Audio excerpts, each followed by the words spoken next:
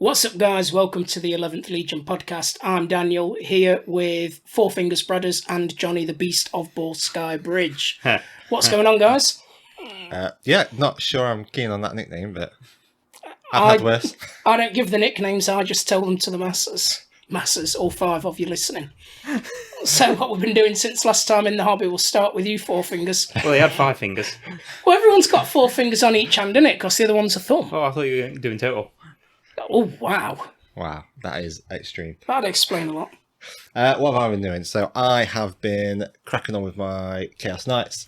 Got the Knight Aberrant fully painted, one of my War Dogs fully painted, and cracking on with progressing the other ones. That's all coming along well. I also had the game against the Space Marines, which, now I know you're going to accuse me of lying. Do you remember on the last podcast where I said to everybody listening that you're going to hear a lot of lies on this podcast? Well, this is not one Brad of them. is mentioning he's won a game. So did you win a game? I did win a game. Lies! No, did win the game. Did they not turn up? He turned up and he Won played. by default? No. Yeah, it was a good game. We finished off 70 to 44, I think. 44, Jeez, 43, 45, something like that. Definitive then. Yeah, so it was... I'll be honest, I was apprehensive going into it because I've had Because you suck. a few losses. Yeah, coming off the back of a few losses, his list was running a lot of plasma. Yeah, 2 units to Hellblasters, all with plasma, and 2 Redemptor Dreadnoughts with their big plasma cannon thingies. Mm-hmm. So everything designed to destroy Titan. So Well, yeah, that's the lots same of, thing he used against me, though, so I think he's just running a generic list. Maybe. So I was a little bit apprehensive about the amount of shooting, but see how it goes. So he got first turn. I really took me back because he came out very aggressive. You got to. But yeah, I suppose I expected him to kind of like be a bit more, like hang back a bit and shoot. Yeah, not wanting to be near me. But he came out very aggressively, like with the dreadnoughts and submarines on the objectives. He had Unit 5 Blade Guard and his Chapter Master in an Impulsor that came charging down towards me. Did a bunch of shooting. Didn't manage to take anything out in the first turn. Did some wounds to a few different things, but nothing got taken out, which helped. Now on my turn, I kind of fought my instincts a little bit. So usually I just want to kind of crack in, always take the bait and just get my models into combat and see what happens. I knew that wasn't going to work because he had 2 dreadnoughts that were primed for a counter charge. So I thought, I'm not putting my big combat knight in there just to kill 5 bloody Space Marine lads when he's just going to get punched to death by 2 dreadnoughts. So I sent one of the little ones in there just to kind of like hold them up a bit. And so... yeah, not what happened. So we were fighting over a couple of objectives, so I charged a War Dog in, I kept some of my big knights back conservatively. He'd put his transport over on one flank, and I moved one of my little ones to just intercept that. Is there even a point in transports nowadays? I struggle to think of a situation where I'd just want to use a transport. The exception perhaps being a Land Raider or a Falcon. I mean, they are Or useful because they do, obviously, like your kind of like turn 1 movement is usually a lot higher than like the people that you put guys in on foot. Yeah, like his Blade Guard are like 5 or 6 inch movement. Yeah, and how fast can they? Like at least 12. Can it? I'm sure it's more. Is that the hovering type? Yeah, so it can fly so as it's well. got fly and everything as well. Yeah, and also when you disembark, you disembark 3 inches. And then you can do your move and charge. So you kind of get like an additional 3 inch move from your. Some people will do whatever they can for an extra 3 inches. Yeah, well, sometimes you need it.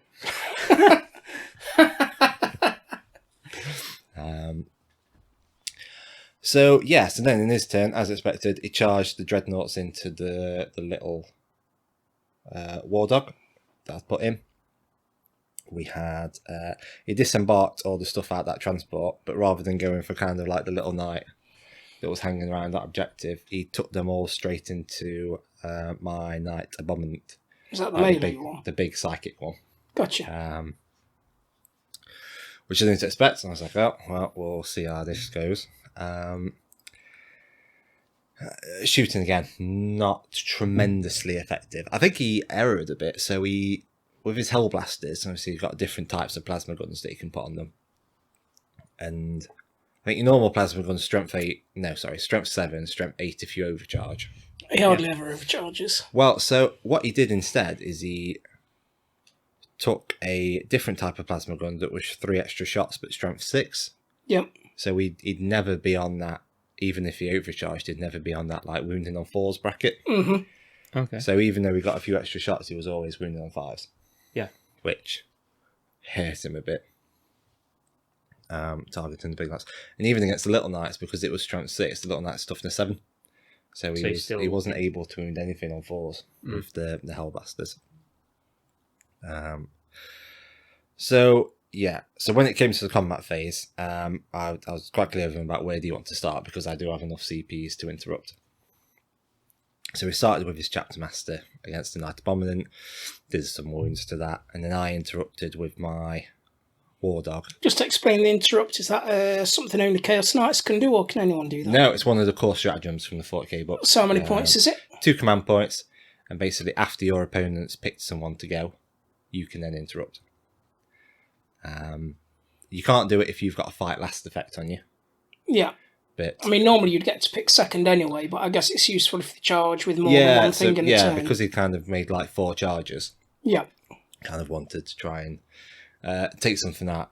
So Before, yeah. Not many people use that stratagem. Yeah, this is the first I've really heard about it. I mean, not that I don't know why people don't tend to use it in our group, because it is. I don't think they know.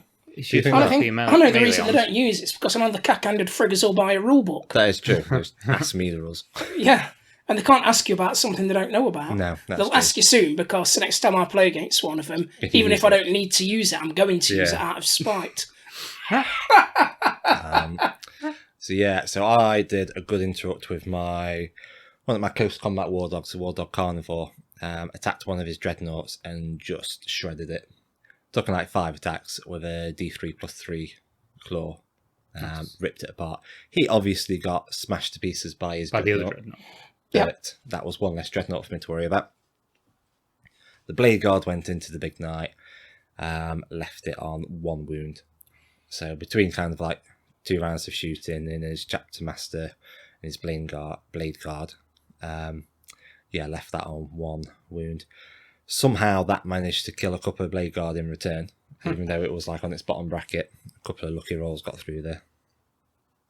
And that was onto my turn, so that's when I decided I'd waited. 1 turn of waiting around was enough. The big guy's going in. So the Rampager got in, absolutely smashed up his dreadnought. Like a damage 8 claw. That was nice. And it's the first time I've got him onto combat and he's actually performed. Well, I'm glad you enjoyed it for that one time. It was good. What normally I ain't happens going to. Exactly what's going to happen to it in his next game.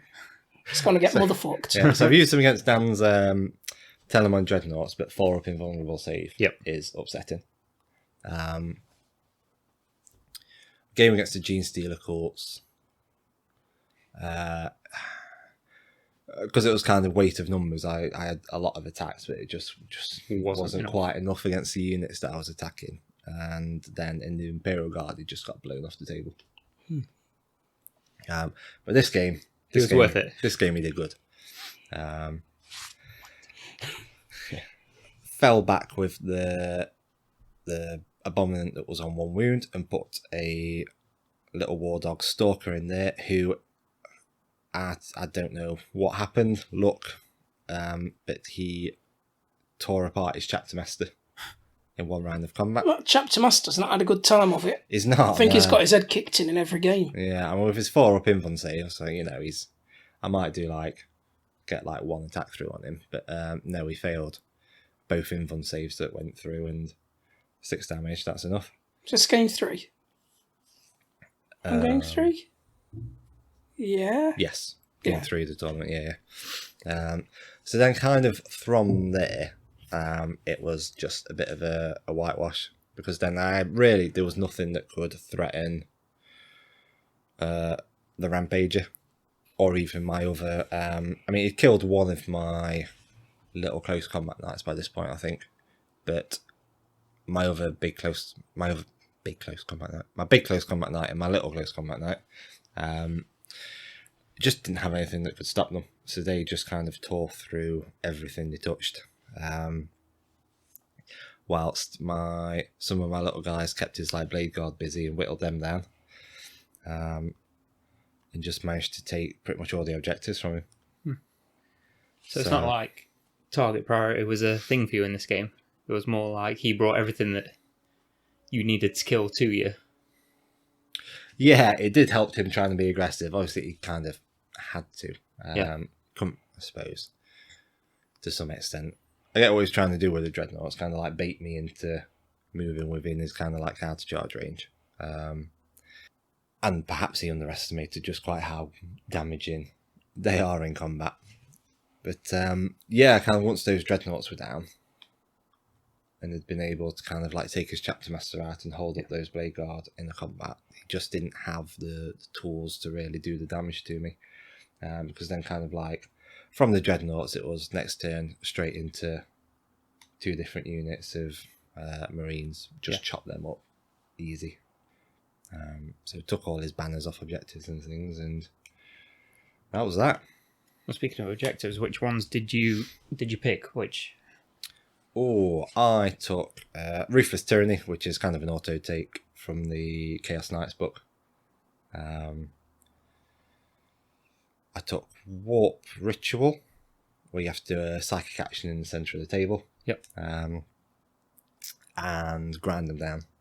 So kill more of his units in the turn than he did. I mean, that's pretty much got to be an auto take for you, hasn't it? Seeing as you've only got for like most lists, it'll probably be that'd be. I like it when my opponent takes Warp Ritual. Why? It means they've come to a nice centre of the board for me, so I've not got to walk as far to kick their head in. Because usually I prefer to take. Because I'm not using transports, your boy doesn't need another 3 inches. Yeah, usually I prefer to take Psychic Interrogation, but he only brought 1 character. So fair enough. Figured Warp Ritual was a better option. Because I mean, getting it off once is going to be more than Psychic Interrogation, isn't it? Yeah, I think I managed to get that off twice, so that was 7? Yeah, 7 for twice, and it's 4, 7, 15. Yeah. So I finally got a win, and Hooray! loving life. Love Warhammer. Favourite game again. Have you noticed when he recounts a battle that he won, it takes 10 times longer than when he recounts the one that he lost? He goes into a lot of detail. Yeah, you're like, oh, what have you been up to these last 2 weeks? So I played a game and I lost. So who's next? When he won, just savouring the victory. Blow by blow. It's just my first win in like 4 months. Just let me have this. It's because you don't stick to an army long enough to eke it out. He's getting that giddy, he might even crack the Eldar out soon. Let's not get ahead of ourselves. A good win. What were kills like? Pretty Runestone even, or? He was tabled. Turn 4? Yeah, tabled in turn 4. I can't remember the exact figures, but I did substantially more to him than he did to me. He gave it a good go because he took out a few knights. I don't think that there's much he could have done with the list he had. No, probably not.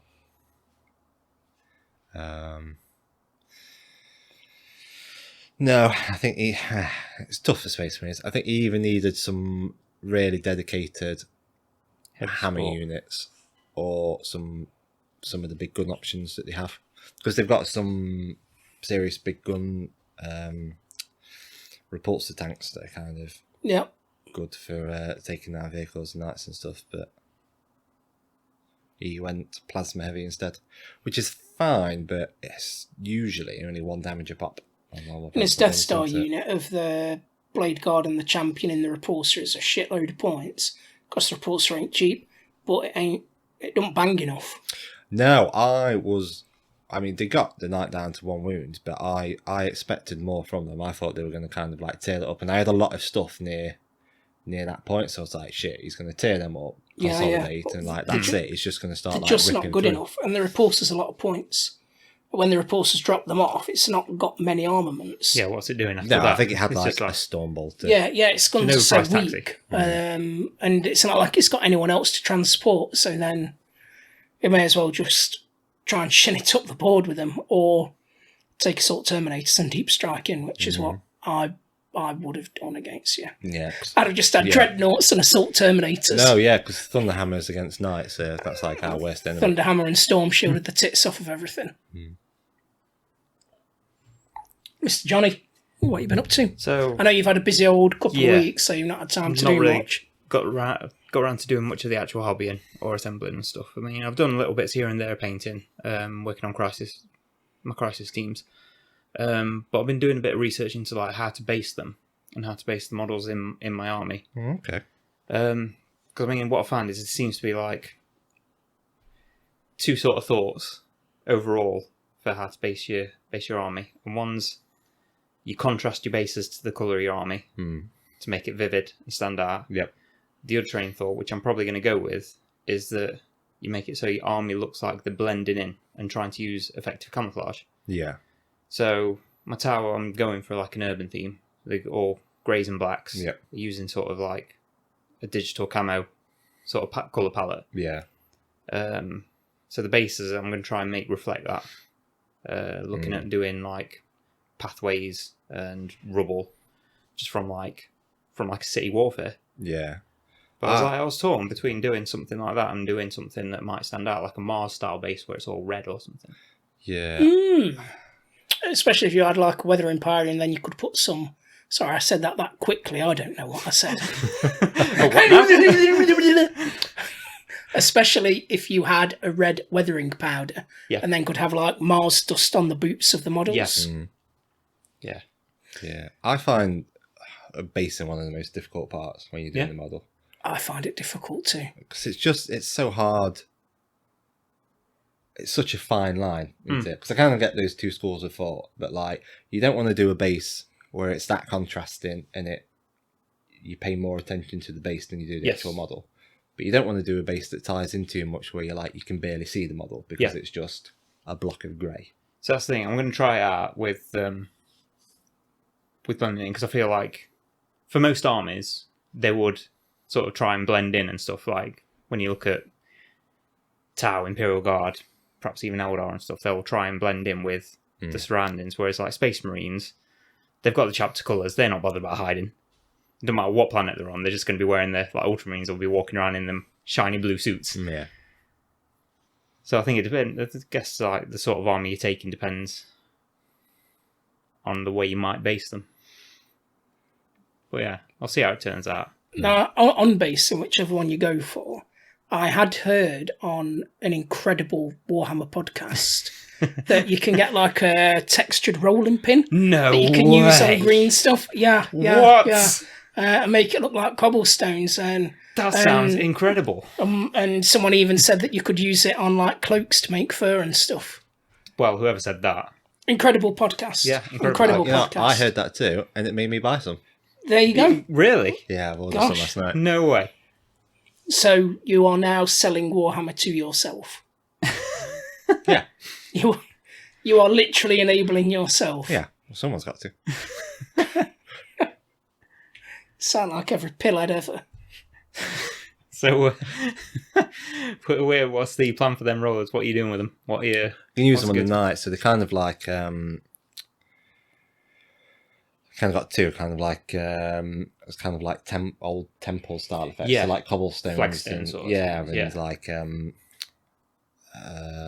motifs on the floors and stuff. Yeah. That with kind of like a bit of weathering and some grass tufts and stuff should Nice. put them on the night bases, I think. Look forward to seeing that. Sure, that'll look pretty cool. It better do. It's going to be so much effort. Well, you can't come blaming us when it goes wrong. I definitely can, and I definitely will. On the plus side, when you use them against me, no one's going to see it for very long. So it doesn't matter. There we go. We're putting them back in your little box before you know what's going on. And to be fair, same against Johnny. He's probably more geared up to take you out than I am. Although he's got no hammerheads. His little face. He's got no hammerheads built at the minute, though. So that's, Yeah, that's I know. okay. And now we're 8 weeks into the podcast and still no hammerheads. And that's the way it's going to stay. Going to happen. It's not. It's going to happen. I'm not going to let it. The minute I actually do it, you're going to come around with a hammer. The minute you're like, I've started Throw it out the building some window. hammerheads, I'm just going to burn your house down. Wow. So that's recorded. Yeah, I'm editing. I'll just crop that out. Why don't you just get better at the game? Surely that'd be less effort. I'm... No. Not with this. Fires are easy. If it was that easy, you'd have done it by now. Yeah. Are the Eldar done? Yeah, never say never with the Eldar, but I think with the time I've got at the minute to just focusing on... You're just going to stretch out doing the Chaos Knights until something else comes along so you can keep on binning off the Eldar like you binned off the Sisters of Battle. No, I think I will... Not no, yes, facts. No, I think I'll probably stick with the Did you Chaos... even use your Sisters of Battle? No, let me finish. I think for 40k, I think I'm probably going to stick with the Chaos Knights, and then, because my next new project are probably going to be an Age of Sigmar army. Okay. So... You know which way you're going with that? I'm kind of torn at the minute between Nighthaunts and Zinch. Whichever one he picks first is going to bin off. I thought you were going to say whichever one he picks first, I'm going to buy the army and get it glued up before he can buy any so he can't have them. Who do you think you're talking to? Yeah. I'm going to burn your house down. With the Nighthaunts, I can't remember the name of the person, but I saw a sick army of Nighthaunts the other day that was a Nighthaunt army that had come from Akshi, and he'd done all like the ghoulishness is like smoke and embers and done them in like blacks and reds and oranges, That's cool. so it looked like fire spirits. spirits, That's yeah, a that's brilliant cool. idea, and it Yeah. looked really effective. So it ain't just got to come from Shaiish. Yeah. Definitely some cool modern opportunities for both those armies. So. But you doing Nighthaunt Yeah, as well? I've got a bunch of Nighthaunts. Maybe you should glue some of them Probably should. instead of tossing about with bases. I've always liked the Lady Olinda model. So I think that's what sold Nighthaunts to me. Gosh, she's a model and a half. Yeah. Yeah, she's cool. Can they use the new style of black coach as well? Yeah. That's a cracking model because the old black coach was dog shit. Yeah. It looked shit and it was shit to put together, I can tell you from bitter experience. Whereas the new one I will also probably find shit to put together, but at least the juice is worth the squeeze. When it's done, it's a really nice centerpiece model. Cracking model, that, isn't it? Yeah, yeah. I'd be tempted. If I could paint or glue, I would do them. That's right, you never knew glue was a skill, did you? Maybe if someone's selling a Nighthaunt army for cheap on eBay, I'll pick it up. Out of spite.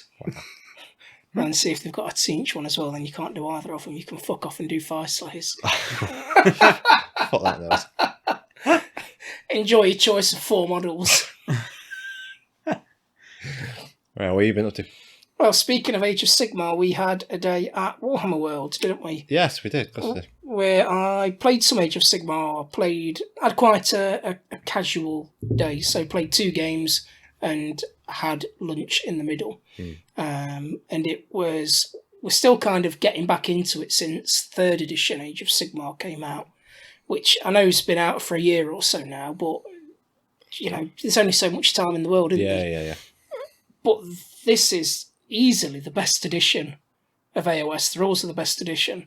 There were 3 of us, so we ended up doing myself with 1,000 points, with 1,000 points of Seraphon.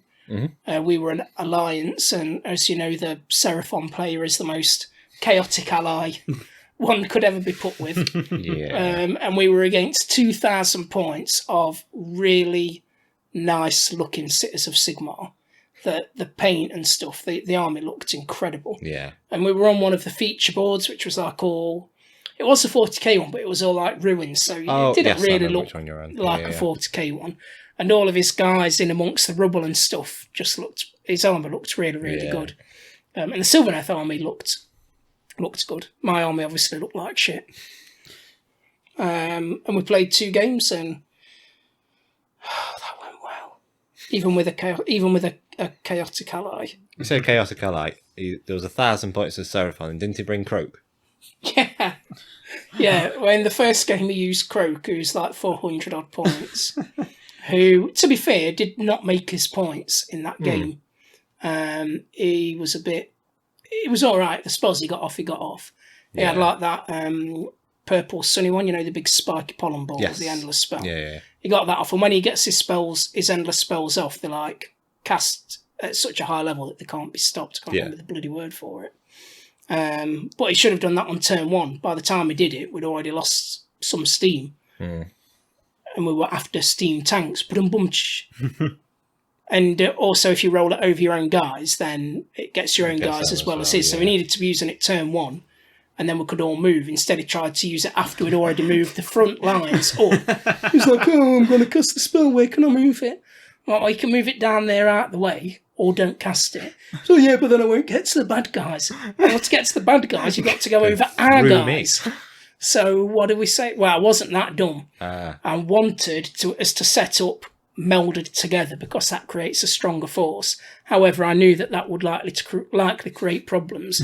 So he set up on one part of the board, and I set up on another part of the board, right on the opposite flank, determined to in a different room to stay out of the way. So Croaky Boy didn't really. It was good. I guess he didn't get the opportunity to make his points back because the game was. It didn't take too long before we were in control of the board. Yeah. It wasn't technically over on turn 3, but to all intents and purposes, it was over on turn 3.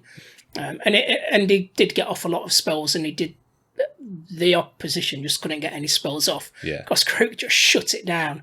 And Croak didn't get to use his really gnarly rule of when he takes wounds, he can just potentially heal all of them unless you deal 20 wounds to him. Which if someone's not played against, I keep calling him Sylvaneth, don't I? If anyone's not played against Seraphon before and they don't know about that rule, that will upset them a lot. But it was, and then in the second game he went Monster Mash. He sacked Croak off and put in a Carnosaur and 2 of those big Triceratops ones with the youths on top in like a little hut. Yeah. That Carnosaur just wrecked. It did so much damage. He put out, I don't know what it was like, he put out a big unit of 40 men in the middle of the board, and the Carnosaur nearly killed all of them. God. Whoa. With it charging, and then its attacks, and the guys on top's attacks. It was just a phenomenal amount of attacks. Yeah. He got more opportunity to play, but the Carnosaur did better than Croak did. Yeah. At less points. All right. And then a little salamander thing, which is good because it was the cheapest thing in our combined army. So when we had to stay on an objective in the backfield, at least we had something we could leave there. Because I didn't really have anything cheap to leave behind. And everything of mine at the minute, until I can find some of those archers on eBay, is melee based. Yeah. So the first game, we were getting to grips a little bit. I can't remember the name of the scenario, but there's only one objective in the middle of the board. And then turn 3, it explodes into 2 objectives that go in a random direction. Is it the Realmstone cache? Yep, sure. Yeah. Sure. So turn 1, my ally hadn't made a particular battalion. He was just spaffing stuff down any old way. But I had a 1-drop battalion, which made sure we got turn 1 first go. So we just moved up in front of the objective in the middle of the board. And because the Empire guy was running a lot of gunners, it could stand and shoot us, but it couldn't really come and take it off of us. And then when it exploded, we were still in the middle of the board, so we just fanned out to take the 2, so he didn't get to stand on the objective, our opponent, at all the whole game. Then we had lunch and a nice conversation. So I decided in the second game we'd try and end it in 1 turn, which we did. It's so cruel. It's not often you can win a game in 1 turn, but it took longer to set up than it did to win. Wow. We won it in 1 turn. It was so good. So what did he do wrong to Decided to win face in 1 me. turn? The arrogance. The day that I lose, I'm never doing this podcast again.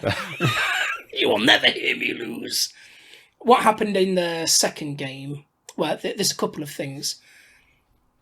Cities of Sigmar have a big problem. It's just not a good book. I've got it, and I can't think of a way of making a competitive Cities of Sigmar army. They're just not good enough for any of the phases of the game. They are at shooting, but shooting just isn't that important. Not compared to movement and melee, and magic's probably more important. So playing the Cities of Sigmar genuinely is the first problem until they get a new book, which hopefully will jazz them up. And you're playing pure cities, so we didn't have in any Stormcast or Sylvaneth or them flying dwarf youths. Yeah. So it was literally just like a bunch of Empire youths. Sort of Yeah, he had like 40 gunners, another 60 different like flavours of militia, a load of characters, and then 4 steam tanks, which were a bit nasty, to be fair. The other thing with the Cities of Sigmar army is it worked. The way the Cities of Sigmar army works is it works. Everything supports everything else with bubbles. Yeah. But then all you have to do is knock one link out of that chain and everything starts to fall apart. So in his case, if I could get rid of his captain, everything else got an awful lot worse once that captain was gone. So that was obviously the focus of my efforts. Yeah. And after I think it might be you that told me, or someone told me about a Lord Relictor. Oh, yeah. That can, with an arcane tomb, can then teleport his own units around the board.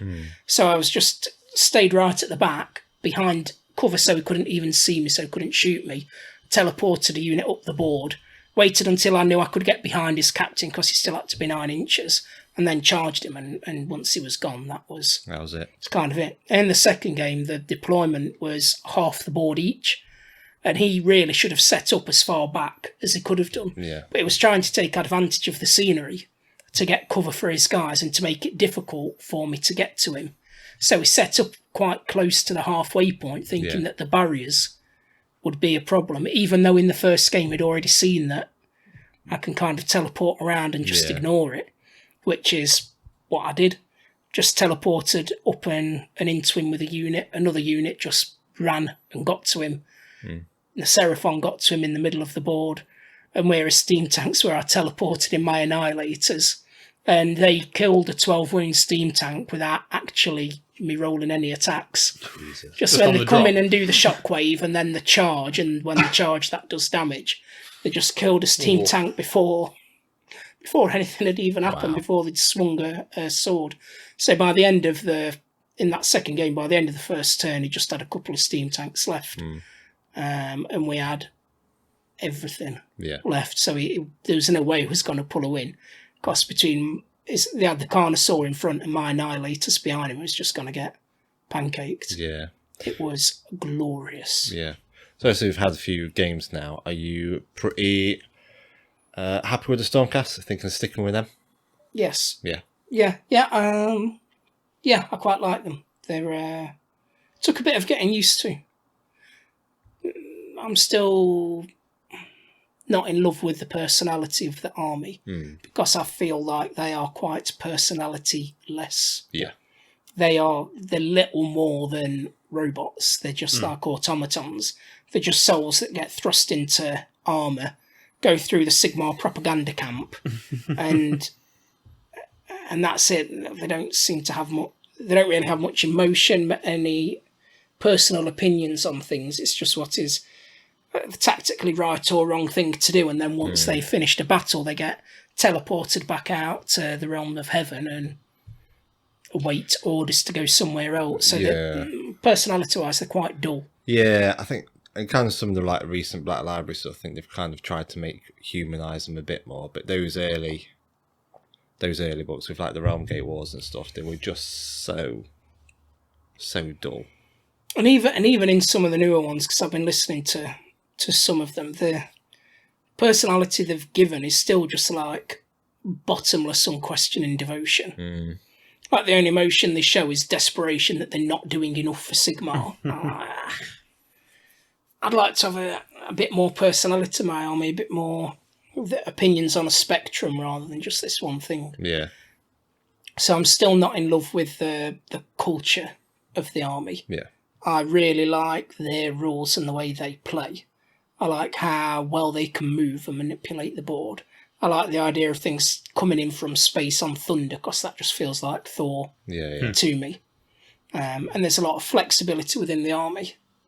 And then outside of the Stormcast, I don't know who I do like the personality of. Number one army I would do would be Cities of Sigmar, if they weren't shit. Yeah. But they're that bad, I can't find a way to make an army that works with Cities of Sigmar. When the new book comes out, if they actually try to write a book, which I don't feel that they did with Cities of Sigmar, they just tossed a load of stuff in there. I was going to say, did it just feel like they were throwing out a bunch of rules? Yeah, because a lot of the armies that are in the Cities of Sigmar, a lot of the different units do more or less the same thing. Yeah. Like you have, I don't know the names, but the old Empire Greatswords and Hargoneth Executioners, they do the same thing. Yeah. No point having two units, really, that do the same thing. Could have given them a greater difference in rules. There's nothing the cities do particularly well. And they've not really got anything that can bang. They've not got any hammers and they've not got any anvils. Yeah. And they've not got enough maneuverability. They have got knights and demigryphs, but they're not powerful enough, so you'll get to the objective and then just get taken off of it immediately. Yeah. Whereas other armies can get stuff places quite easily and then stand there. Stormcast being very good at that, just teleport them on it and be like, this is us. Yeah. Oh, the one thing the Cities of Sigmar player did do in that second game where I won in turn 1 was he did kill a unit of 5 of my the guys that come in the Dominion boxes, Vindictors. Yes. Well, then I had the army rule that the first 5 that die get immediately replaced by another 5. So the one unit he targeted with all of his firepower just came back again immediately. The look of broken despair on his face was delicious. Poor guy. So I was just about to say, at least I killed that one unit, and then I set them back up closer than where the old unit had been. And put them anywhere on the board as long as they're more than 9 inches away. Poor guy. Quite tricky to make an army work at 1,000 points in Cities of Sigmar, though. I think it's a game that, in Cities of Sigmar, Age of Sigmar, I think it's a game that needs to be played at 2,000 to 3,000 points, really. Yeah. That's where it comes online. Yeah, I think I agree, because even in kind of like a 2,000 point list, you don't seem to get much in it, do you? Like, no. And obviously with like 40k, some armies, you don't have much because they're expensive, but generally you can fit quite a few units in. But yeah. With Age of Sigmar, you start tapping out very quickly. Very quickly. You like put in what you have to have in, and then there's very little room for anything else. Yeah. Especially trying to get one of them big bloody dragons in that are like 600 points. Yeah, it's tough. So yeah, that's what I've been doing. Just got tired of dominating 40k, so I really want to do a Age of Sigmar narrative campaign. Yes. That's what I really want to do. That'd be cool. I just need some people to get armies and get them built. Gone mysteriously quiet all of a sudden. No, I'm definitely wanting to get on there, but I know a new Tzinch book is coming out, so at some point anyway. Do we think we're getting cities this year? Don't think so, because it did a release roadmap. I think all that's left is an Order and a Chaos Battle Tome in in autumn, and a Chaos Battle Tome in December.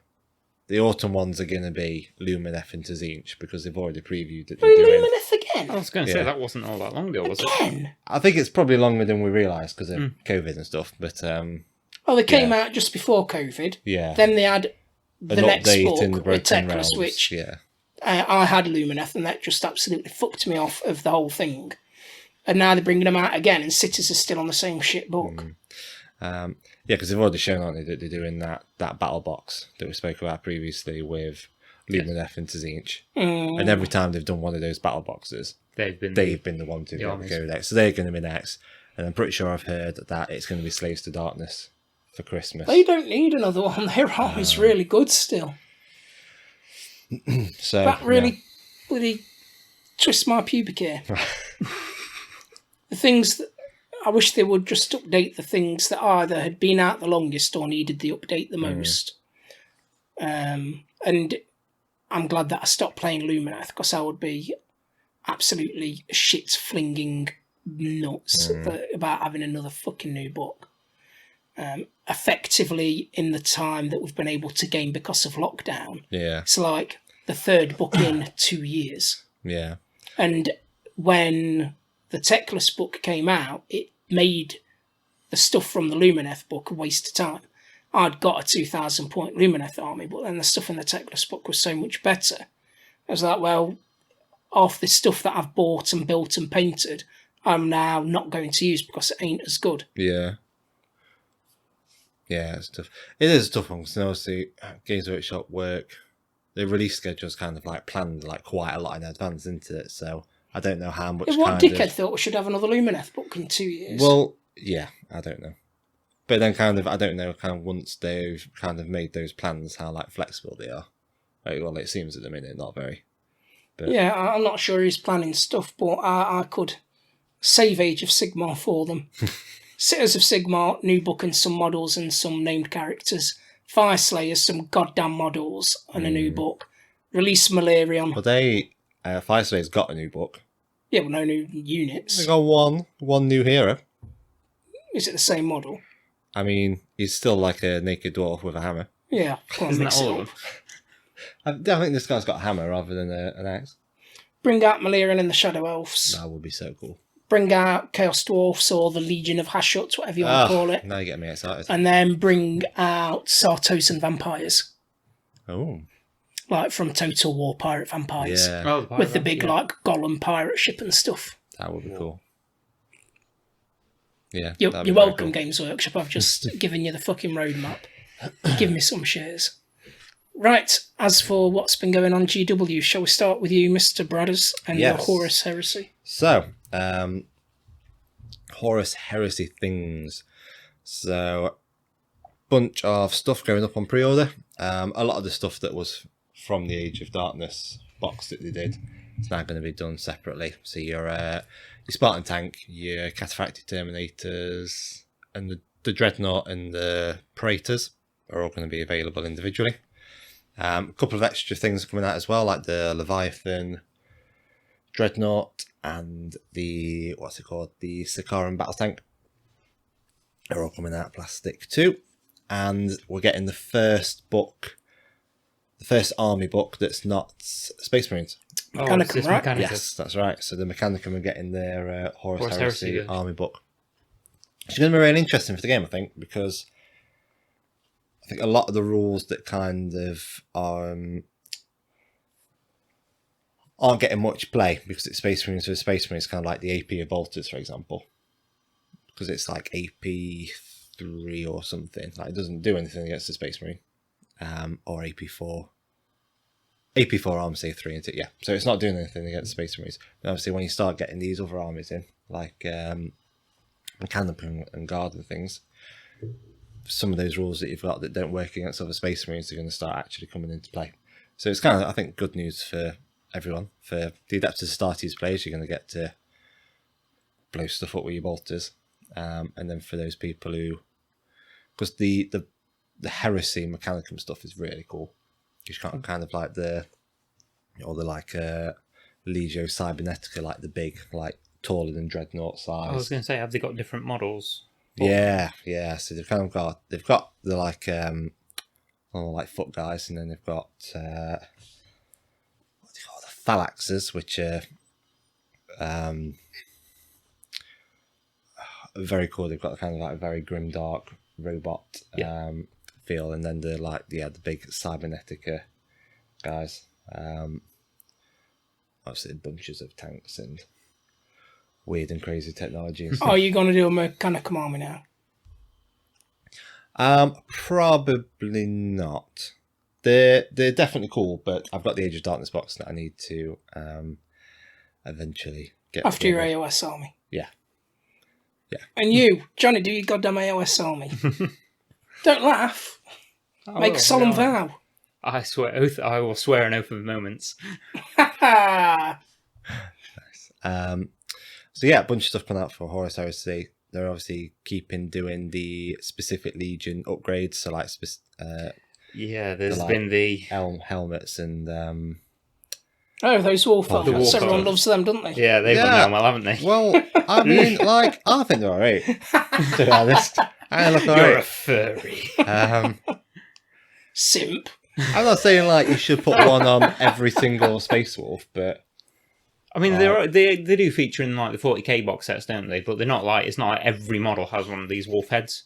no. And you But I think don't need to give every model one. No. I mean, you can if you want, but it's just something to like make you guys look a I bit mean, unique. isn't I'm it? not a huge fan of Space Wolves in the way they look. No. But I think the whole Viking aesthetic with the bare heads, I think that's the one thing I would do with them. I'd probably have them without the helmets. Although I know in the past I said I don't see the point in having an army where no one's wearing a helmet. I'd rather go no helmet than the wolf helmet. Just You think you're you're in the don't like? The it's not wolf that head it's not that I hate it. It's just I don't know. I don't like. He loves them that much he'd never use them. I would scatter them on the ground and use them as space scenery for my base. Wow. What do you think about them? I don't give a shit. Okay. I honestly don't care either way. If I don't care, I don't think they look good or bad. I'd use them if you want to use them. If you don't want to use them, don't use them. And if someone's used them on their army, shut the fuck up. It's nothing to do with you. They can do what they want. Your army probably looks shit and all. People can model a game how they and if want. they've been listening to me on How to Game, your army's not going to be on the board for very long. So then we'll see who's laughing. Yeah. It's, Did you think you were going to get something more controversial from me? Because normally I come down quite hard on things. you do, don't I? yes. And I expected it to be opposite to my view. What's your view? I think they're alright. Yeah, I'm not. I think the criticism is about them is What is? I don't get what the warranted. criticism is. Or them being like, oh, they look shit. But like, what looks shit about them? I think basically just that I don't just neckbeards being neckbeards. I mean, does it look like a wolf's head helmet? Yeah. Yeah. What more were you? I don't understand. What different were you wanting I from I it? don't understand the hate that they get, considering that I know like the other helmets you've got the beaky ones. Like I know. what? I think if you were wanting a wolf's head helmet, I don't get why you wouldn't like it. Yeah. So if you don't like the look of it, you just didn't want a wolf's head helmet. It's not that is a bad wolf's head helmet. And if you don't want a wolf's head helmet, then you're probably not playing Space Wolf, so shut the fuck up. Yeah. But the internet likes to have an ag, don't they? Don't the Night Lords have all like bat wings and stuff coming off theirs? Yeah, they look like dickheads. So like every army's got their own like sort of look to them, and there are going to be things that people inevitably don't like. But if it's not your army, it Doesn't matter, does it? doesn't matter. No. No. But I think it's nice to still see Horus Heresy getting love and getting releases rather than it just kind of being like, oh, Curse we've City. Here's your starting redone box. it. Here's your new rules, and we're actually not going to do anything else No. with it for a few years. We call that the Cursed City Yeah. treatment. So yeah, that's good. It does look like they're throwing quite a lot into it, like especially with, like weapon upgrades. Is there a weapon upgrade for the Dreadnought as well? The Leviathan Dreadnought you can. So previously you could kind of only get the close combat option, but Yeah. they've kind of done the range range option option one now, in yeah. plastic now.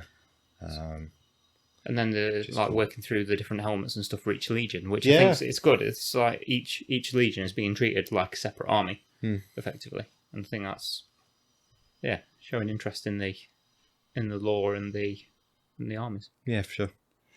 Right, let's move on. Big news for the Leagues of Votan. Yeah, so coming to 40k is the Beserkers.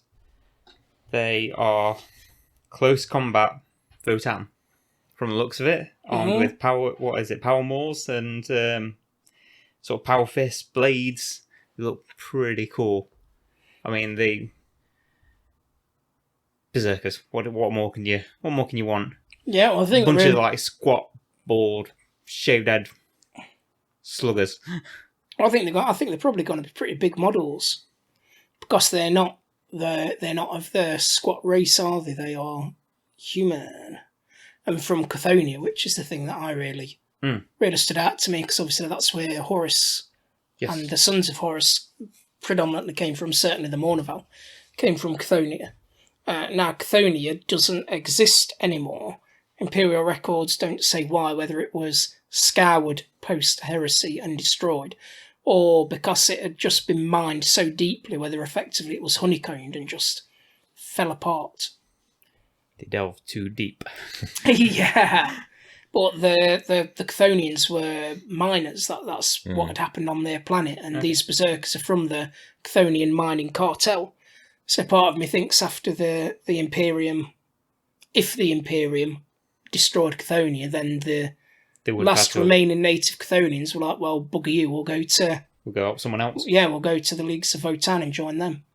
And then a lot of, I think, the machinery and stuff they've got on their hands is meant to be like mining machinery. Tools, yeah. If you can crush rocks, you can crush skulls, bruv. The sculpts look quite similar to some of, like, kind of remind me a bit like the ogres. Do they? They reminded me of Ogrins. Yeah. Yeah, I've got that look about them, haven't they? Especially with, like, I don't know, it looks like they've got a lot of cybernetic sort of enhancements to them. I noticed that one of the models that's been previewed has got, like, looks like it's got artificial feet. Then they've got, like, pipes coming to the arms, shoulders and stuff, so I don't know whether that's suggesting enhancements. Then that angry youth with a big two. Fuck off. Fist. I mean, that Is he one, bald? Yeah. Johnny loves him, though. Loves a bald brute, don't you, mate? I do. If you're going to punch something, you want two massive fists to punch it with, don't you? Facts. And correct me if I'm wrong, but is this the first non-squat we've seen for Leagues of Votan? Yes. If these are... I don't know a great deal about them, so if these aren't actually squats or whatever they call themselves, then yeah. Yeah, I'm pretty sure they're not squats because they're from Chthоnia. They are Chthonian berserkers. And I don't remember the books mentioning how short Horus was. No. He was never being taught, wasn't he? That was it. Yeah. Yeah. And if this is a non-squat race, then it makes me interested in are there going to be more? And which could lead to a really nice looking army. I think we mentioned that on one of the earlier pods. And also it's of interest because it's given them, by the looks of it, quite a deadly melee option. Now, if they've also got deadly shooting options, then it's starting to promise to be quite a strong book to build an army from. Yeah, so it's definitely going to be interesting to see what the connection with Chthоnia is. Well, my tuppence is Chthоnia got raised by the Imperium. They were already mining across the stars. The Chthonians either didn't feel the Imperium would have a place for them, or were angry at the Imperium for what they did, and so decided to join the Leagues of Votan. And I think I've seen say that the Leagues of Votan use a lot of like cloning and stuff. So I wonder if that's part of it as well. Interesting. Maybe there's another Horus out there. Well, there was at one point, I think. Yes, really? There was a clone. I remember hearing that somewhere. The one of the Black Legion books that I think it's Aaron Dembski. Doesn't he? Rowan did. He's not got his like nicked his body and like cloned him. Oh, and like Abaddon and his newly formed crew had to try like put him down again. I was going to say, weren't they trying to put Horus's soul back in it, or trying to find? I know that he got absolutely annihilated and his soul got destroyed as well. But weren't they trying to do something with his soul to bring him back? Or something like that. Maybe not. I might just imagine that. Not in that book. No. Why did they have to take him down? What problem? Well, because he was. It wasn't like a true clone. He was a Fabius clone, so he was obviously a bit messed up and utterly loyal to Fabius Bile. Oh. So no one wanted that, as you can imagine. Oh, what did they expect when they trusted Fabius to do it? I don't think I think he just did. It was this his side project? He broke in and took some stuff he shouldn't have. Absolute lad. Well, interesting. Surely they've got to be releasing the Leagues of Votan soon, because we've been talking about them since this podcast started. So for at least 8 weeks, they've been tickling our balls. Yeah. I wonder if it'll be maybe around Christmas time. It'd be a good time to do them, wouldn't it? That's a lot of build-up, man. And it means they've got to keep the train going for another 3-4 months. Yeah, because they've already previewed that next is going to be demons. And they've already started talking about Christmas And with the Lord of the Rings stuff. Guard still don't have a codex. So it'd be kind of like a kick in the nuts to bring out a new army and leave Guard without a 9th edition codex. I don't give a toss about that. Please see Lumineth and Cities of Sigmar. Oh, yeah. But They wouldn't do that to the 40k fan base. no. They love them too much. They're going to treat them right. Yeah, yeah. They've got a big history of respecting them. How much? I know you say they've got to keep the momentum going with it, but how much like desire has there been for? And I know that they are not officially squats, but how much desire has there been for a squat-like army to come out in 40k? People have been shouting about squats for... Yeah, but I think that's been a neckbeard thing again. Do you? Yeah. Squats, I remember when there was squats, and they just stopped doing them. Shut up, you tart. I think there'll be people that want to do them. My thought is, because they're not a pretty army, that's going to turn off some of the people who just like painting and modelling. Yeah. And because there's not a book out yet, that means the gamers don't know whether they want to do it or not. Yeah. From everything that they've previewed and said so far, though, it looks like they're going to be strong in both shooting, as you said, shooting and melee. True.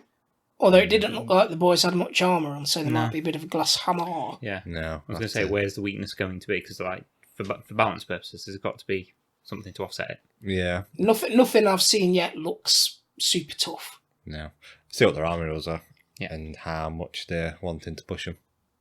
Yeah. It might impact some of the rules that They they need to push them, then they'll be shit on. Yeah. And then after everyone's bought them, they'll get nerfed in January. Yeah, they'll go to like 2 tournaments and be like, oh, we're going to do a balanced data slate. Let's give Space Marine some more armour for content. Yeah. And nothing for the Custodies, who are meant to have the best things in the Imperium. Hashtag not bitter. Yeah, Custodians were doing well enough. Yeah, I know, I'm boying the stats. And the other thing that's been coming out has been big releases for Lord of the Rings. Oh, God, yeah. Now, I know a lot of the people listening probably don't give a shit about the Lord of the Rings game, but it was, at least, considered one of the big 3. Whether it still is or not, I'm not sure. The fan base is... The active fan base of gamers has got small over the years. Yeah. Although, for people that play or have played all 3 big games, most of them would agree, based on no statistics, only my own anecdotal evidence, that they consider Lord of the Rings to be the best rule system of the 3. Really? It has the best amount of strategic and engaging play. There's not often where you just sat there with your thumb up your arse waiting for your opponent to spend an hour having their turn. Yeah. There's stuff to do all the time. The system is well balanced and very fluid and very tactical. It's very, as you expect, a very hero hammer as well, isn't it? Like, yeah. And there's lots you can do with your heroes. They're not just kind of... Yeah, they're not just one-dimensional. walk forward and smack things a bit better than the other people. They have access to abilities and statistics that your regular file soldiers don't have. It's a wonderful game. Why more people don't play it, I don't know. I have a couple of theories. It's like reasonable theories or your crazy wild theories. I'm not giving any crazy wild theories yet on this podcast. You name one. I'm sure you must have, but... I've got some, but I don't think I've said any of them yet. I'll say we might have a conspiracy episode and everyone can get the tinfoil hats out and I'll go nuts. So I think issue 1, other than obviously the Lord of the Rings films came out and then not much has happened, I wonder when it comes out on Amazon whether we're going to see a bit of a resurgence. But issue why they're pushing it now. Yeah. Issue 1 has been there aren't a massive amount of units for an army. So when there aren't a massive amount of armies. Yeah. So when you're collecting an army, you tend to use the same 2 or 3 units, and that's a little bit boring, both from a modelling and a gaming perspective. You have your heroes, but you can only have a few of them after all. Yeah. And I think reason 2 is I think it became a bit of a self-fulfilling prophecy. I think people said, rightly or wrongly, who were looking to get into the hobby, not many people play Lord of the Rings, so I won't play that one. And that then is one less person in the hobby. and then you just multiply that by the amount of people over the years, and it could have been just the same if I'm getting into the hobby, what should I play? Not many people play 40k, so I'll not play 40k. Yeah. And then you just don't have the influx of new players to keep it alive. See, they're not wild, they're very reasonable and sensible things. Yeah, See, you're hiding something. I don't feel like I've really seen much of a push behind it over the last few years. No, It's they like- took the foot off the gas. Yeah. I thought they were going to bin it off, to be fair. I Other than thought they've that probably was- yeah. given the Tolkien estate, in my opinion, a bunch of money to be able to make models for X period of time. But within that contract, they probably have to do a minimum amount of things to keep it alive. Well, I wonder if it's kind of like the license will expire if you don't do anything. Yeah, with a bit it for like the X old amount of Spider-Man time. films. Yeah. That would be my thought. But it looks like they're having a big push. It almost looks like they're having not a rebranding, like a recharge of it. Yeah. Because all the armies are getting battle host boxes. So Mordor, Gondor, Rohan, and Saruman's gang. Yes. Whatever they're called. Isengard. Isengard. So these- God. So are these going to be like the start collecting style boxes? Yeah, so they're going to be yeah. the battle host boxes. They're coming out in the next however many weeks.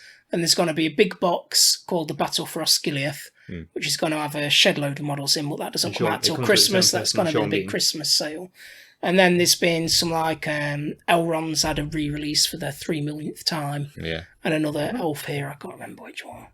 But the Battle Host box is pretty good because you get men in and then you get some hero models. Yeah. Whether it's like that slaphead orc who rides the horse or whatever.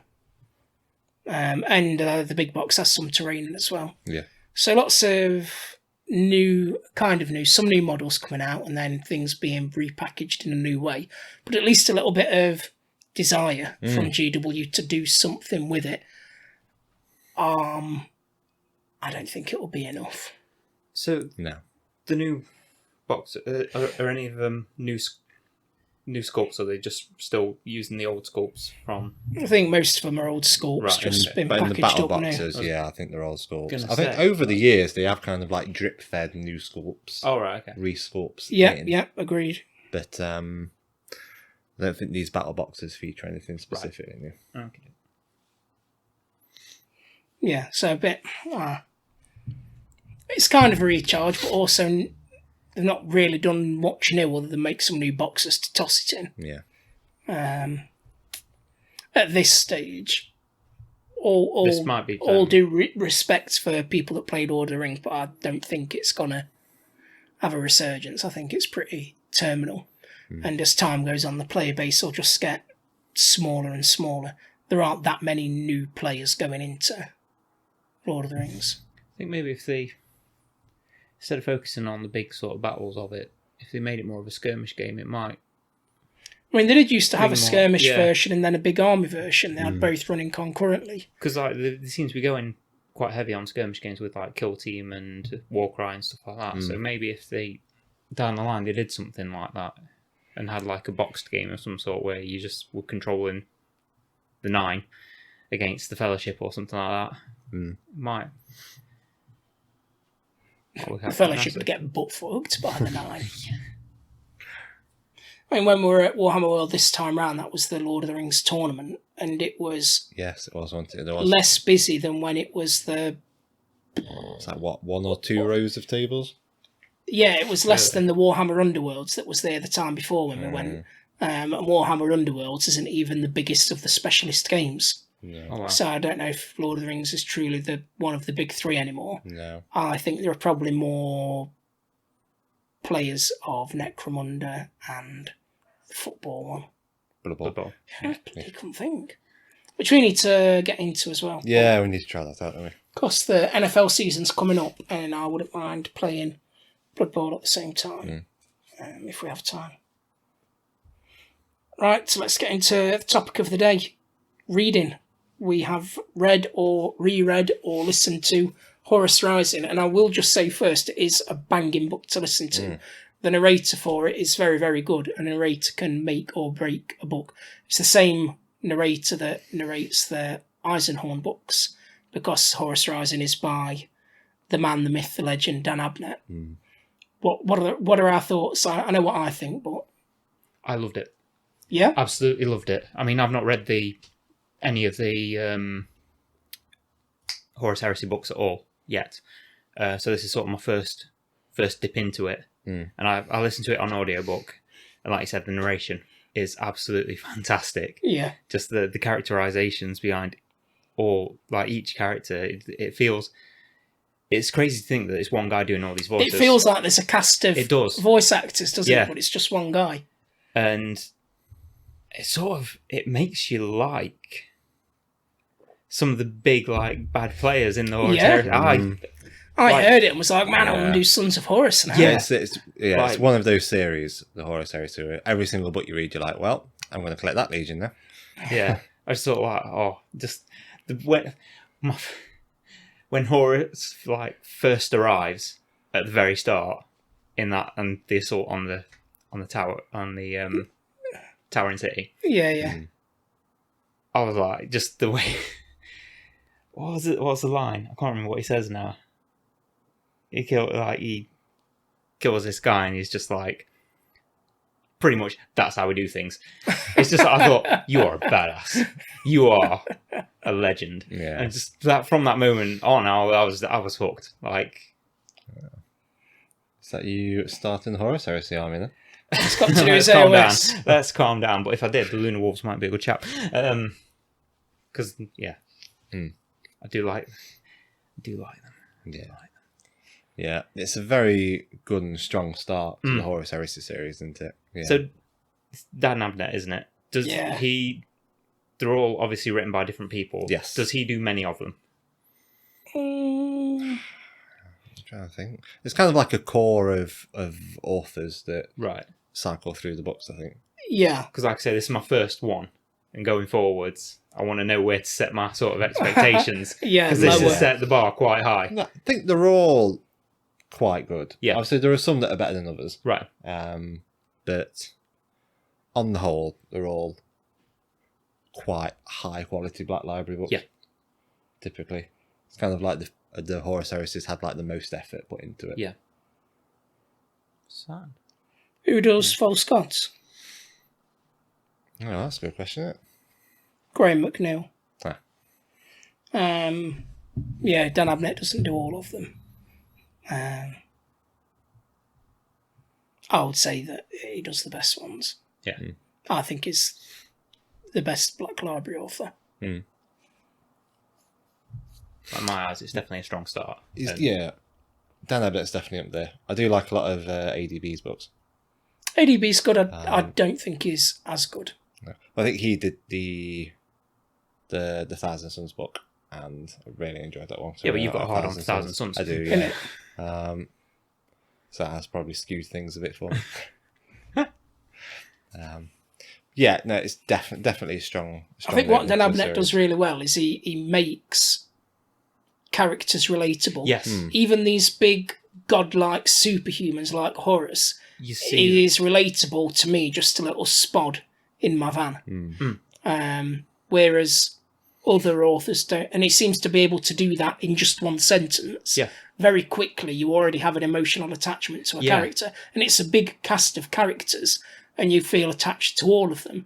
Whereas other authors are great at the bolter porn, but you don't feel attached to a single character in the book, never mind the protagonist. That's what I thought it did really well, and it's such a clever book, the way that he foreshadows things that happen time and time again. Like the book starts, I'm pretty sure, with "I was there the day Horus killed the Emperor." Yes. I mean, spoiler alert for anyone that doesn't know what's going on. You're probably shouldn't be listening. When I was listening to it, because I was like, I know about the sort of a couple of the big things that happen in Horus Heresy, like Istvan. Is it Istvan 4? Istvan 4, and then how the Emperor kills Horus. So straight away I was like, what? I was like, no. Yeah. All those kinds of little excerpts like that are kind of peppered throughout the book. The foreshadowing of we're in a unique position with books, because often when you start a book series, the world is being created as the books go on, so you don't know what's going to happen. Yeah. However, uniquely this time round, we know how this all ends. Yeah. But to see how it gets there, so we get to see it from a very different perspective. Yeah. Another quote I picked out from the book: "The only thing that can stop an Astartes is another Astartes," and they had all laughed because it was considered impossible that even in different legions, an Astartes from one legion would never fight an Astartes from another legion. Such a ridiculous thought that they had all laughed. And there's bits where that the remembrances talk about. It's like I can't remember her name now. Like the main remembrancer lady, and she's sort of looks at them and sees hope. But then going forward, you know what who the Lunar Wolves are and who they turn into and what Horus does. Yeah. I quite liked at the beginning that the war was in essence against an Imperium. Yes. It almost set them up for the latter war against their Imperium. Yeah. Because the thing, the entity was an empire, and they had an emperor, and they had advanced technology from STCs, just like the current Imperium we follow. And had things been a little bit different, they could have been the dominant Imperium. I think Loken asked the question at some point, says, couldn't we have just left them alone? They weren't. They were quite happy doing what they were doing. Did we have to kill half of them to drag them into subservience? It's almost like there was a misunderstanding on their part, because that planet is in a system of 9 planets that sort of reflects Terra itself. And the solar system. And the solar system. Solar system. So there is that this could have been great sort of look. I think that's what Loken, the sort of what he grapples with throughout the whole thing. Yeah. It's, I just loved it. I think it's good as well how they show the kind of like the range through the Space Marines. So you kind of got that initial bit where it's like, the Space Marines are kicking ass. Yeah, as you expect, your standard kind of like Space Marines killing people, bolt porn type stuff. And it's kind of the bit where the remembrances kind of like see the aftermath and the actual like horror of it all. Yeah. And then even like the bits when they're on murder, where they can't do fuck all, and they can't see through this fog, and they can't talk to each other, and these giant bugs are just carving them up. Yeah. And they can't, and the like frustration and the kind of like powerlessness of it, kind of like all in the space of that book. Just kind of shows a lot more to a Space Marine. Yeah. It shows you like they aren't indestructible, like superhumans. Yeah, and they're not infallible. Yeah, that's it. That's the word I was trying to find. I'll tell you what I do like, because obviously a lot of the 40k books are set in the grim darkness. This book's positive. It's very strange reading a Warhammer book with positive vibes, because mankind is out there exploring. They have art and culture, and they're progressing in all fields, not just military. That's another thing that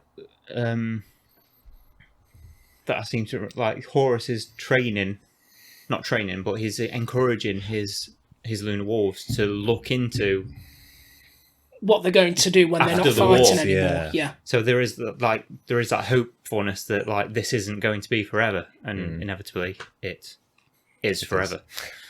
Yeah. I mean, they'd have to just send Abaddon off to a farm somewhere, wouldn't they? I don't think he could do anything other than Abaddon, what he you're going to have does. to stop killing. Even back then, it was a borderline bad guy, wasn't he? Yeah. Barely held in control. I did like, it was only a little bit, how Rogol Dawn's inner circle are basically there to shit talk and naysay him. And it even has that, they use the naysayers term, don't they? He keeps people around him to keep him grounded and question everything that he says and does. Thought that shows quite a high level of wisdom, because it's very easy and tempting to want to surround yourself with a hype squad, like an echo chamber sort of situation, rather than purposefully pick people who are very difficult and are going to call you out on your stuff. And had he been a bit more charismatic, he would have made a good war master.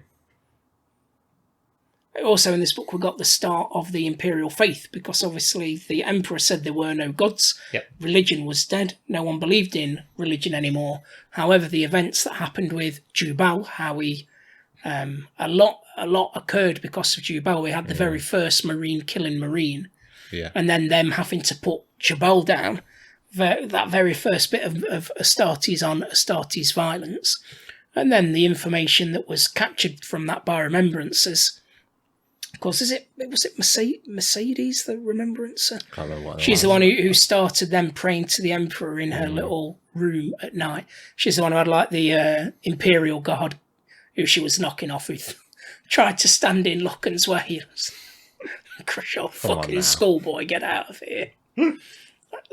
So much happened in one book. The foreshadowing of what was to come, the setting up of some of the Primarchs and the fractious relationships between them, the birth of the Imperial Creed. That much happened that I nearly forgot to bring up a little paragraph that just explains the true scale of Warhammer and Warhammer 40k. And it was just kind of tucked away when Locken was recounting events post-Ullanor. It said the Mechanicum had planed smooth an entire continent, using melters to melt down the mountains to fill in the valleys, and polished smooth a stage that could know midday at one end and midnight at the other. A short paragraph, but so powerful, trying to conceptualise something so vast that it could stretch far enough to know midday and midnight is insane. And the effort that would go into melting everything down just for a stage gives you an idea of the scale that we're talking about in Warhammer. And even though we know it's big, we don't often truly get a sense of the gargantuan scale of everything. That really hit home to me. When you're playing the game, you're looking at like a small battlefield. Yeah. And that's what you're playing on. That battlefield could represent part of something huge. Yeah. A lot wider. It could like planetary scale war. It could be galaxy scale war. It's difficult for... When scale gets to a certain size, it's difficult for us as humans with our limited experience to comprehend it. But that just did a really good job for me of really hitting home how it got me to understand how vast it could be. Otherwise, you're just like, oh yeah, well, it's really big, innit? Because it's too difficult to understand. But that set it in for me. Such a well-written book. A great start to the series. We'll keep on going through the Horus Heresy series. It won't be Heresy book next because we want to mix it up. But we'll keep on going through, and if you do like that book, I would very much recommend getting into the Eisenhorn books. They're all done by Dan Abnett. Most of them have that same narrator until you get to the last three, which also has a different narrator, but she's really, really good. Okay. And you get like 9-10 books, so plenty to sink your teeth into, because you've got Eisenhorn and Ravenor, and then they're Beckwin ones now, and they're the best books in Warhammer, but I'll spaff on about that at another time. So whilst we're talking about chaos, we had this conversation a little while ago, but I wanted to try and keep it for the podcast. I think it was you that brought it up, Brad, of assuming you had to turn to chaos, you had to pick a chaos god. Which one would you want to pick? Oh, that's a big question, isn't it? There's two that I would definitely not pick. Okay. Well, I know one of mine I definitely would not pick. I wouldn't want to follow Khorne. That's me too. I would not want to follow Khorne. Okay, that's where we disagree. Okay, I think I probably agree with the Khorne part. Because he doesn't care whose blood gets spilled. No, I think... Or whose skull gets taken. Exactly, yeah. And you know, if you're a Khorne follower, you probably don't care. You just want to have a good scrap. But it kind of that, when you start kind of going down the path of Khorne, that's all you care about, isn't it? You can't really enjoy. And you know an end's coming, because there is someone bigger on Khorne's side who might just whoop your ass. Unless you're like Abaddon. Yeah. You're not at the top of the tree. No. And as you say, it's all blood and all skulls, don't matter. Yeah, it's just becoming just a rage-filled monster. Yeah, sounds boring. Yeah. So your other one, Tzeentch, why not Tzeentch? Because I don't like reading. I'm a simple man. That Tzeentch is perhaps my top. Because the desire for knowledge and power and magic is pretty lit. I'm not keen on mutating and getting a bird head and stuff. The whole mutating thing. If anything, Khorne has the coolest mutations. Yeah. Because you just kind of get some horns and maybe your skin goes a bit red. Mutation-wise, that's it, and you still look pretty sick. Tzeentch, you end up looking like a absolute knobber. And no one's going to bang you if you look like a follower of Nurgle. No, Nurgle's in there.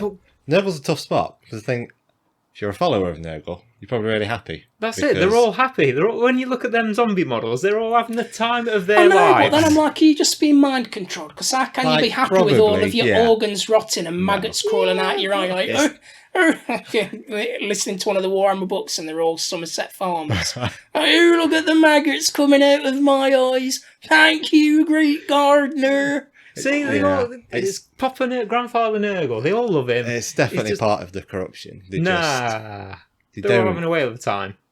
No, they love it. It's definitely just part of the corruption. They're such. You're saying they got brain rot? Such a horrific state. Like, no reasonable person to be like, you know what? I like having my innards coming out. Yeah. My innards becoming outwards. I like having all these horrifically painful diseases. I'm having such a good time. Yeah, because a lot of the time they are talking about the pain they feel in the bones and organs, but talk about it in a good way. I'm like, I just feel like you're being mind controlled. I'm not keen on it, and I don't think Nurgle cares much about his followers. He's just all about. I think he'll happily send you in to disease a city and not give two turtle shits about you. No, because it's not about you. It's about in one of the books I've been listening to. The head of one of his armies who loyally served him just got fucked off, so he could be turned into the steed of a demon. And he'd followed him loyally and amassed an army and achieved all these things and got turned into an horse. Yeah. So whilst you might be happy, you are going to be a dirty motherfucker. Mind control. And not like the good kind, just... But that brings us on. And also I wonder what your longevity is as a Nurgle follower. I think you're going to go eventually and not in a pleasant, peaceful, calm way. No. But now if you want to go in a pleasant way, this is the one I thought you'd pick as your favourite. Yeah, that's why it's up there. Slaanesh. Yeah. Yeah, well, I mean, what is it to say? Well, yeah, it's not excess all that... and hedonism. Yeah, but it's not all that... it's cracked up to be with the Slaanesh, is it? Is it not? No, because kind of Slaanesh's thing is that you've got to keep going more extremes. Kind of that's how it kind of gets you hooked. So you kind of start doing those things to excess and you enjoy it, but then he takes the joy away from you. Oh, right. So you start off jacking off, then you have to jack off in the toilet on a train, then you're trying to do it on the chair when no one's looking, then you're doing it in the aisle in front of everyone. Then you're on the tannoy telling everyone you're about to jack off in 10 minutes. Come to Cartag. Yeah, it's like that very high level addiction stuff. So what you did isn't enough. You've got to do something more extreme, and you get a very brief period of joy from it, and then it's gone, and you've got to go and find the next bigger extreme action to do. So it's not really the lifestyle of fun and joy that it's actually like the lifestyle of a made out to be. But you always need to keep taking a bigger and bigger hit. So yeah, but I've got no shame. So she may look pretty, and you may have a nice time for a bit. You're gonna get super like withdrawally and yeah. I mean, like, when you've not after you've had that moment, it's then not you. After you've had that moment of joy, you're not then resetting to normal. You reset to despair. Of everything is fucking awful until I can do that thing again. So like you're flitting between normal and ecstasy. It's a short moment of ecstasy, long period of despair, chasing greater ecstasy. Yeah. And if some of that comes from pain, then you just end up doing something that kills you. Yeah. So I'm assuming you would pick Tzeentch then? Well, so I would like Tzeentch because like I say, that idea of that magical knowledge and that power that it promises you would just be, that's like, that's one kind of like fantasies when you're a kid, like, just like, I'd love to be a wizard. And while I feel that Tzeentch certainly schemes to use you. I don't think he overtly controls you like the other ones do. He would much rather you make decisions that fall into his plan than just force you like it seems the other three do. Like softer manipulations. Yeah, Isn't but it? I like to be softly manipulated. Yeah. So, but whilst I would definitely love to be a Tzeentch follower. Love. I don't know. You fucking love to have a bird I head. don't know if I have the patience or the ability to do all the scheming that you need to be done, and to like watch out for the other scheming. I want the magical knowledge, and I just want to burn anyone who's going to piss me off, and then just crack on. Like, I feel like the constant scheming, and I don't know if I would be able to do it, and then I'd probably just end up turning into a chaos ball. And that'd be dog That shit. would be pretty grim, yeah. Follow-up question after a fun fact from me.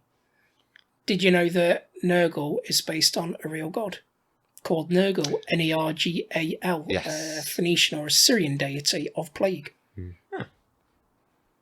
True say.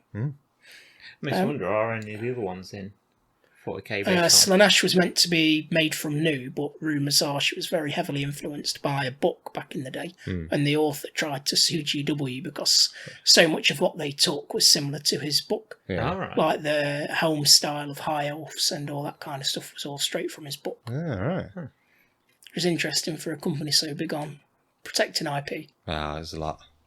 Different times, wasn't it? Back then. Yeah, and also just on Nurgle, he has a bit of a soft spot because he has Isha, doesn't he? Yes. The elven goddess imprisoned / protected where he lives. In his garden? In his mansion. Pretty much. Yeah, His mansion is like MTV Cribs is balling quite out of fond control. of it. It's like just like brew up his like potions and then like wants her to like have a little sip because she's I'm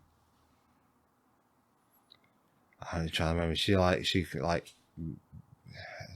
is her thing like healing and stuff. Yeah. So she obviously like he gets to like observe the effects it has on her, and then she heals from it. Well, then in some of the AOS lore, it makes it look like more of a. It makes it sound like more of a love relationship. Oh, is that? I know that's what it used to be like old. Because he like something happened and he rescued her. Yeah, that's. So follow up then. Not who would you want to be. Who do you think they would make the best follower of? So let's start us on Johnny. Who do you think he should be a follower of the four? Based on what we know of him. Ooh. I don't know if I like this. I know what I think. It's easy. I'm torn between Corn and Slash. Slaanesh. Yeah. It's a creep. You are a bit of a creep. But you're saying corn as well, potentially. Well, I'm an angry creep. You've got a lot of anger. I do have a lot of anger. I think you're creepier than you are angry. Cool. You could, yeah. It's not mindless violence. You could use that to just. And like Slaanesh, some things pretty still creepy fight, things. but I think you enjoy being creepy more than you enjoy a fight. Because like torture's like a Slaneshi thing, isn't it? Yeah. So rather than just like And the they've got mindless blades violence. and stuff, haven't they? They fight. So yeah, I got yeah. It's gonna be Slanesh. I'm no surprise. Imagine you trying to cause the downfall of worlds with your willy. Anytime I get out the ass. I'm not allowed on buses anymore. Not after the incident. Yeah, I think you definitely Slash. Also, you're quite pretty. Ah, So come on now. you match the aesthetic, I think. Mhm. Are you agreed, Slash? Yeah, I agree. Right, let's pick on Bradders. Oh. Bradders is a tough one. He is. Because I think, you see, I can imagine him raging at stuff. That's what I think. I don't think... it's quite an angry man. I have Yeah. a lot of rage. And he has very little patience Mm. for anything or anybody. Yeah. I would say, yeah, corn. Because I'd have been between Corn or Nurgle for him. Yeah, I see that. Not Slaanesh, because you're not creepy enough. No. You like the benefits of Tzeentch, but you won't be prepared to put the work in. No. See, Khorne would get you results fast. You would. And that's what you're into.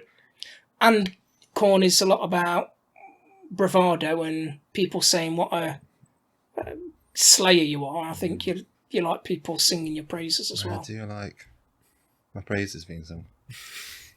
And you get the least physically altering mutations, which I think you'd be quite concerned with how you look. And you get to do your best to be jacked. That's true. You do like talking about getting jacked. You want to take those skulls, you need the strength to rip them from your opponent. That's true. God, I hadn't even thought of that angle. Yeah, that's a good point. I think it's Khorne. What do you reckon? I'd agree. Yeah. 100%. 100%? 100%. 100%? I've seen you lose your shit. The struggle's trying to see him stay calm. It's like the Hulk. That's my secret, Captain. I also wonder if it'd be Khorne, but in a very non-physical way. Just be like super bitchy Khorne. Like cut people with his words and his harsh emails. Which would also kind of have me guide him towards Slaanesh, where he'd just play mind games with people. It wouldn't be physical torture, just mentally torture them with arsey language and eye rolls. Dane Task. Which one for me? I think you would do well with Tzeentch. I think you would. Yes, you do. You're always looking for information. Like when we've had conversations in the past and stuff, and like we're not sure about something, you'll be the first one there looking to find out. Or convincingly lying. Or convincing, yeah. Well, you must be convincing, because each time I've been like, oh, right. Is that it then? Ah. Yeah, I think you've got the mind to work the angles. Aww. And do the schemes and to watch out for the schemers. Have we started getting nice to each other on this podcast? I'm feeling the love. Something's wrong.